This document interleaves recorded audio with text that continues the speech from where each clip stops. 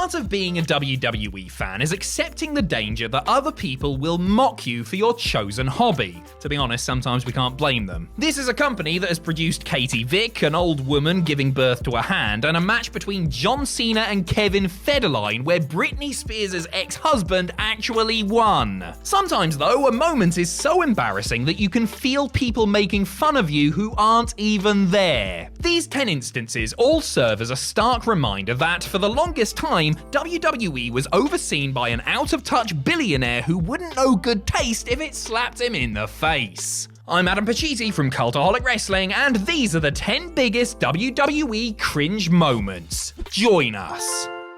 Number 10, Vince and Steph draw numbers. There was a time where Vince McMahon was easily one of the best on-mic performers in the entire business. But by the time WWE's PG era had rolled around, Vince wasn't the verbose, eloquent talker that he once was. An obvious pick for Vince's cringiest moment would be the ill-fated $1 Million Mania from 2008. But in the spirit of variety, let's take a look at this overlooked car wreck from 2016 instead. During his feud with Roman Reigns, McMahon made the big dog defend his WWE title in the 2016 Royal Rumble match. To stack the odds even further, McMahon rigged it so that Reigns would enter the match at number 1. Vince and daughter Stephanie made a big song and dance of drawing names from a tumbler to decide who would enter the match first. They pulled out one ball with Reigns' name on it. Then they did it again to prove it wasn't bad luck. Then they did it again and again and again. This painfully unfunny segment dragged on for what felt like hours, all to achieve something we all knew was coming anyway. Let's just say the genetic jackhammer's Life Sucks promo felt a very long way away. Number 9, Brodus Clay's WrestleMania dance. Before he became the greatest NWA World's Heavyweight Champion of all time, Tyrus was performing in WWE as the Funkasaurus Brodus Clay. The big man would come down to the ring to Ernest the Cat Miller's old music, Somebody Call My Mama, strutting his stuff alongside the Funkadactyls, Cameron and Naomi. That sentence just made me feel slightly ill. WWE took Clay's theme to its logical extreme at WrestleMania 28, when the dancing dino instructed everyone to get their phones out and actually call their mothers. No thank you, I would like her to remain proud of me.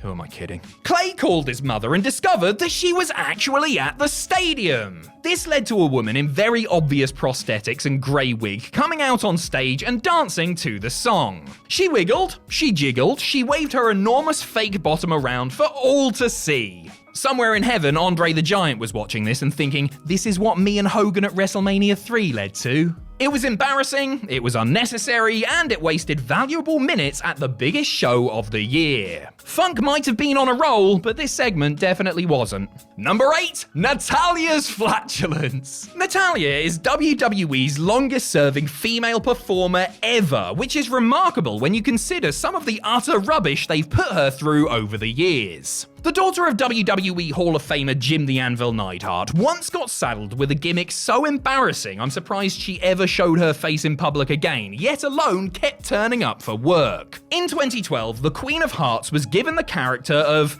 person who farts a lot. Now you could argue that that isn't a character, and guess what? You'd be right. She would be backstage talking with someone or competing in a match, and then she would break wind and everyone around her would have to act like someone had just opened one of those cans of pickled herring. You know, the ones that are really famous for smelling bad. You know the ones we mean. Delicious. We're not focusing on one specific moment from this arc, as the entire thing was one great big cringe from start to finish. If anyone were to ever doubt just how much Natalya loves this business, then show them this and tell them that she stayed employed for another decade plus. Number 7, Cena embarrasses Cole. After subtly turning to the dark side on NXT, Michael Cole went full-blown heel on the main roster in late 2010, and it was bloody insufferable. Having a heel color commentator is one thing, but a heel lead announcer seemingly out to sabotage the show? The voice that's supposed to welcome you to the show, guide you through all the matches, and serve as an all-round reassuring presence. That is a bad idea 10 times out of 10. Whether he was fanboying for The Miz, chastising Jerry Lawler, or just being a general prick, heel Cole was completely unbearable. That said, in this moment, he was somehow the sympathetic figure. On the June 4th, 2012 episode of Raw, Cole was put into a match with none other than John Cena. The future Peacemaker utterly humiliated the announcer, stripping him down to his undies and covering him in barbecue sauce. This was supposed to be cathartic, the annoying bad guy getting his comeuppance, but it just looked like bullying. Here was a professional athlete beating the snot out of an untrained civilian who people only really hated because he was given bad material. As irritating as Michael Cole the character was, Michael Cole the man did not deserve this. Or maybe he did. What am I, his parole officer? Number 6, good lucha things. Anyone remember when Kalisto did that insane Salida del Sol off the top of a ladder? Not ringing any bells. Anyone remember when Kalisto totally fluffed his lines in a backstage promo? Of course you do. When WWE re-split itself into 2 distinct rosters in 2016, the former United States and NXT Tag Team Champion found a new home on the Blue brand. The company must have thought that Kalisto would have something good to say about this. They thought wrong. The Mars star was approached backstage and asked to give his feelings on the move. Over the next 30 seconds, Kalisto muttered his way through several disconnected sentences, stumbling over his words before running off in the other direction with a half-hearted woohoo! Now is not the time for wahoos, young man. The most iconic part of this shambles is when he says that he wants to make good lucha things. Over a century of proud Mexican wrestling history downgraded to good lucha things. A fitting tribute. Watching Kalisto fall apart before our very eyes was skin crawling, but I will be damned if it isn't one of the funniest lucha things I've ever seen. Number 5, the old day. Big E, Kofi Kingston and Xavier Woods cemented themselves as one of the greatest factions in WWE history during their mammoth 483-day reign as WWE's Raw Tag Team Champs. One moment from that run they won't be in any rush to relive is this disastrous segment from the September 6th, 2016 edition of Raw. In the build-up to their title match with The New Day at Clash of Champions, Luke Gallows and Carl Anderson declared that they were going to retire the group as champions. But don't worry, they said, we'll look after you once you step away from the ring. Enter the old day. 3 men dressed up as an elderly version of the trio slowly made their way down to the ring on an assortment of mobility scooters, crutches, and walkers. Cue an agonizingly unfunny array of old people jokes playing out to a crowd stunned to silence. Everybody involved deserved way better than this rubbish, which had us all feeling like pensioners by the time it finally came to an end. Number 4, Ambroses Bum Shots. When Roman Reigns announced that he was stepping away from wrestling to battle his returning leukemia, it was one of the most heartfelt and genuine moments WWE has ever seen. So how did the company follow this up? Well, by having his former buddy Dean Ambrose turn into a germaphobe. Obviously. After turning heel on Seth Rollins on the same night as Roman's announcement, Ambrose's character went from conflicted friend to man who wears gas mask because he thinks the crowd stinks. The absolute worst part of this gimmick, if you even want to call it that, was when he cut a promo on the audience whilst getting vaccinated. In the bum.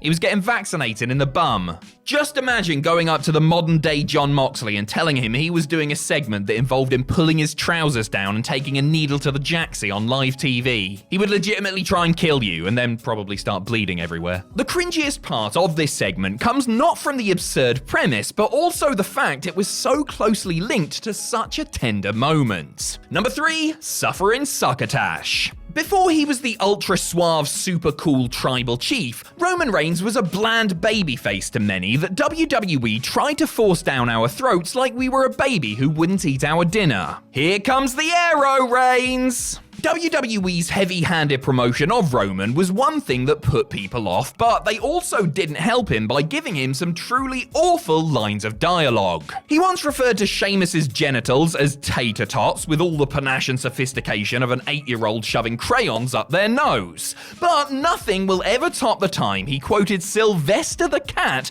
during a promo duel with Seth Rollins. On the January 9th, 2015 edition of SmackDown, Reigns said to the man who stabbed him in the back and broke up the Shield that he was a sniveling little sellout full of sufferin' Succotash, son. I honestly don't even know what to say, but it definitely wouldn't be that. To so many fans, this was the point of no return for Reigns. Any credibility he had left from his days as a heavy hitter evaporated faster than you could say Looney Tunes, and a piece of every single grown adult watching that day shriveled up and died. Number 2, The Miz searches for his lines. Say what you want about The Miz, but we can all agree that he is a pretty damn decent talker. I mean, you don't get to star in a movie like Christmas Bounty without having a way with words. However, it took a long time for the A-lister to get to where he is today, as evidenced by this moment from his early days on WWE TV. In between competing on Tough Enough and wrestling full-time, Miz was the host of the Diva Search. Part of his duties included turning up on Raw to let people know how to vote, which soon turned into one of the worst nights of young Mr. Mizanen's life.